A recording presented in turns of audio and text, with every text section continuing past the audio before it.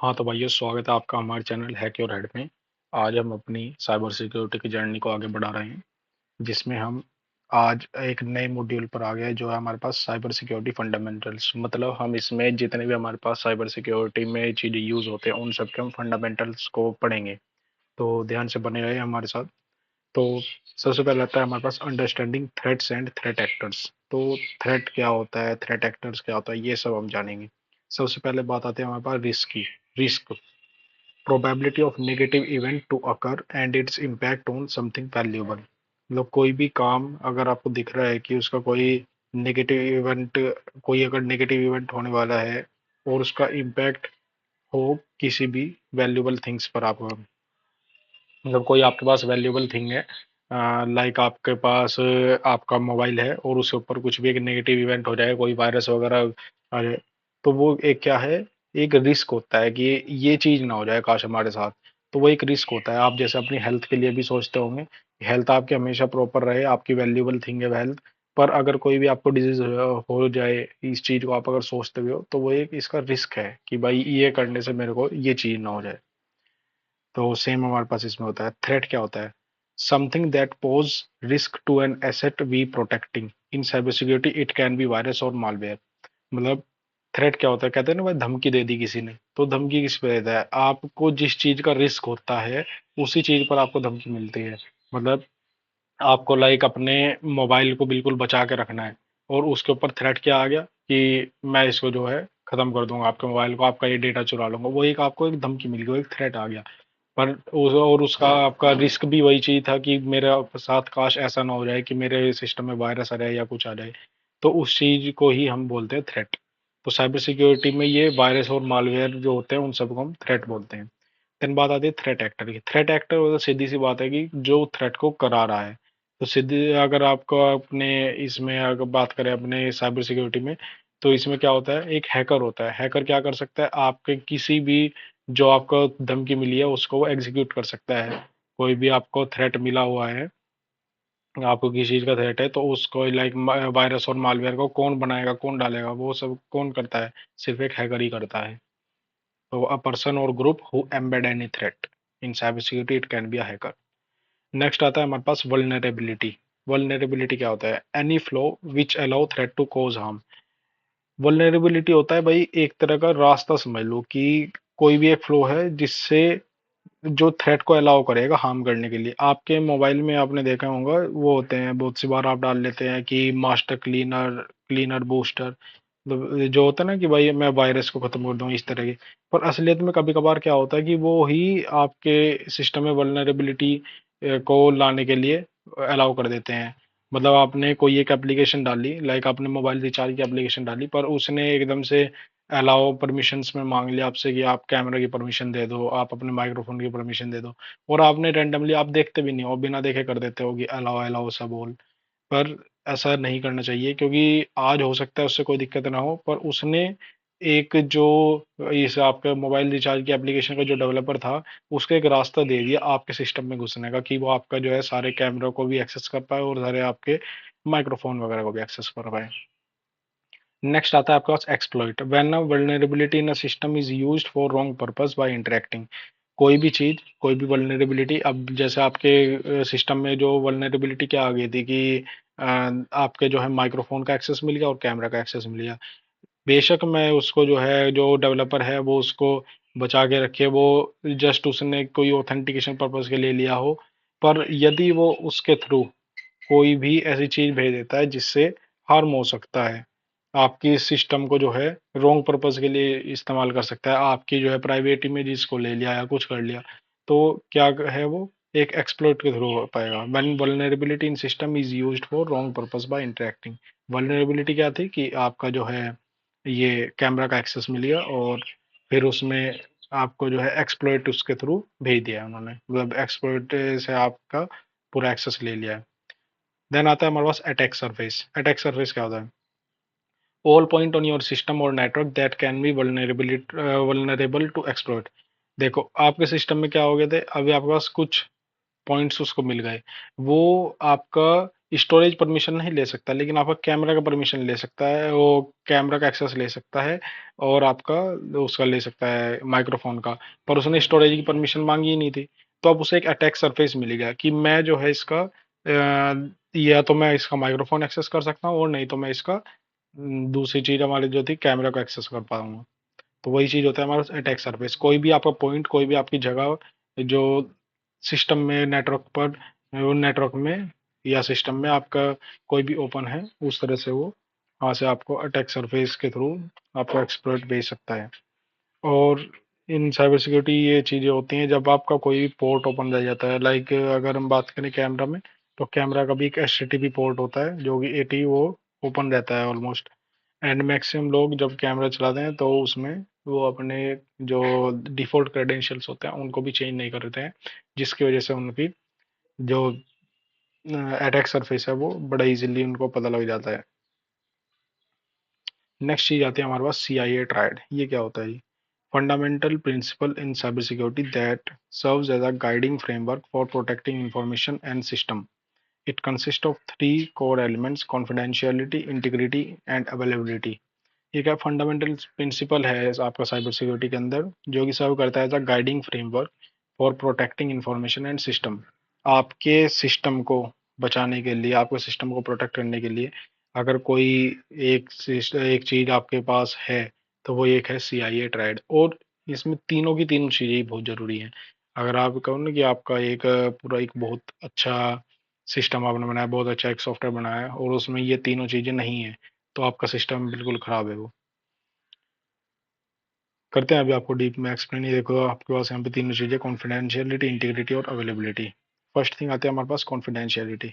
It refers to protecting of sensitive information from unauthorized access. It ensures that the data can be only accessible to authorized users only. मतलब क्या है? Confidentiality का मतलब होता है कि जैसे आपके पास कोई भी आपका एडमिन का पेज है, या आपका सिस्टम में लॉगिन करने का पेज है, तो वो अनऑथराइज्डली एक्सेस ना हो पाए। मतलब मैं एक एडमिन हूँ तो मेरे पास सारा डेटा रहेगा हर एक यूज़र का, तो मैं उसको अगर कोई भी नॉर्मल बंदा ओपन कर पाए, तो ये कॉन्फिडेंशियलिटी नहीं रहेगी उस चीज़ में।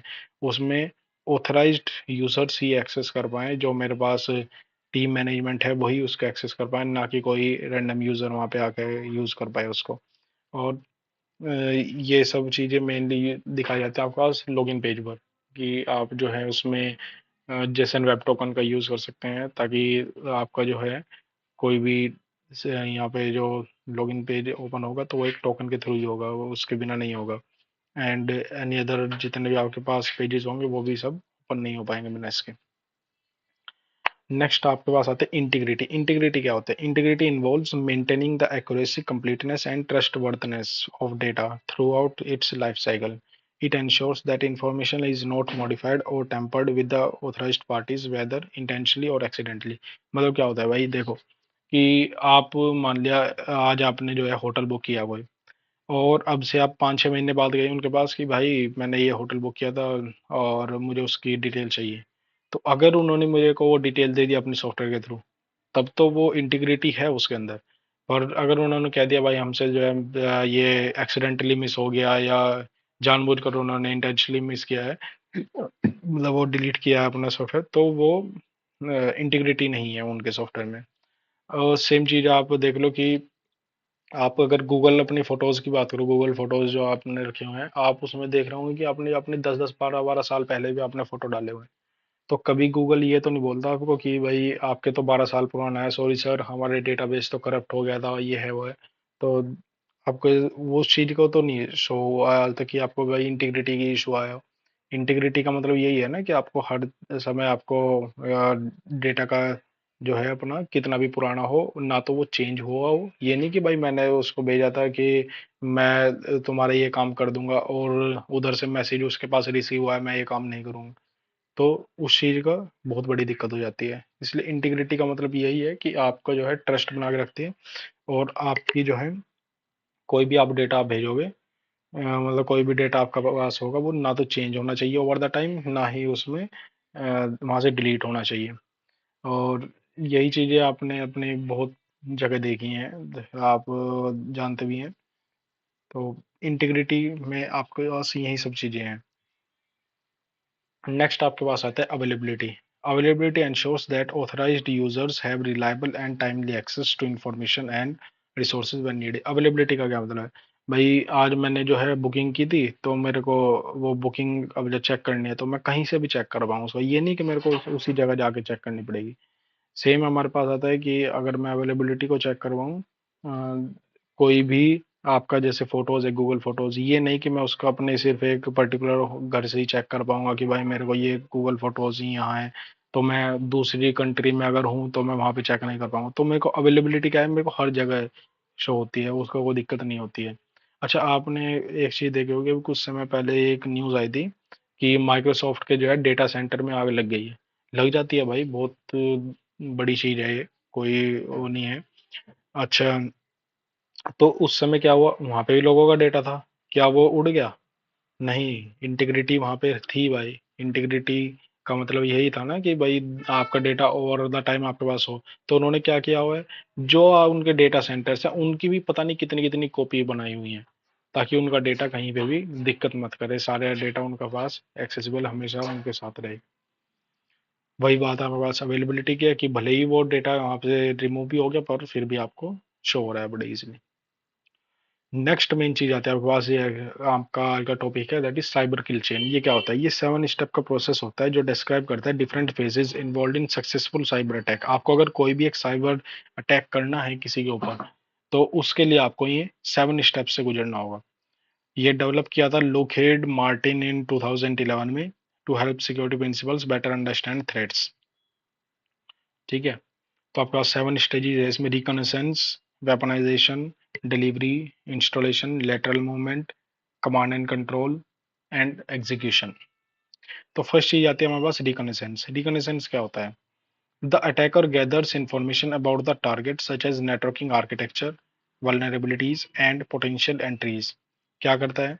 अटैकर जो है इंफॉर्मेशन को गैदर करता है अबाउट द टारगेट, जैसे कि आप उसका नेटवर्क इंफ्रास्ट्रक्चर, भाई वो कौन से नेटवर्क पे बना हुआ है, और उसकी वल्नरेबिलिटी उसकी क्या है, क्या क्या चीज़ें उसकी ओपन हो सकती हैं, पोटेंशियल एंट्री पॉइंट्स क्या क्या हैं, उसके पोर्ट्स कौन कौन से ओपन हो सकते हैं।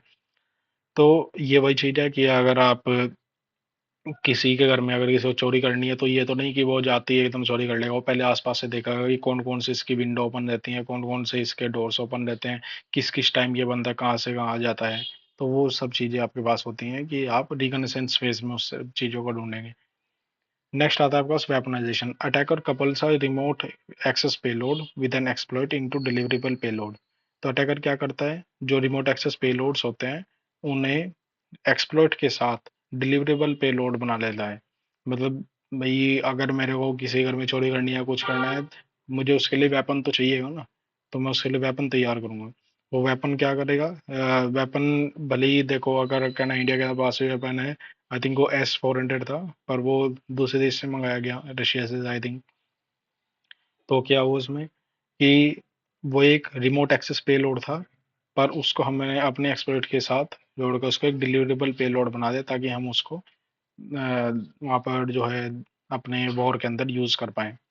तो बात वही है कि वेपनाइजेशन में आपको पेलोड्स बनाए जाते हैं, अपने जो है हथियार तैयार किए जाते हैं। नेक्स्ट हमारे पास आता है डिलीवरी फेज।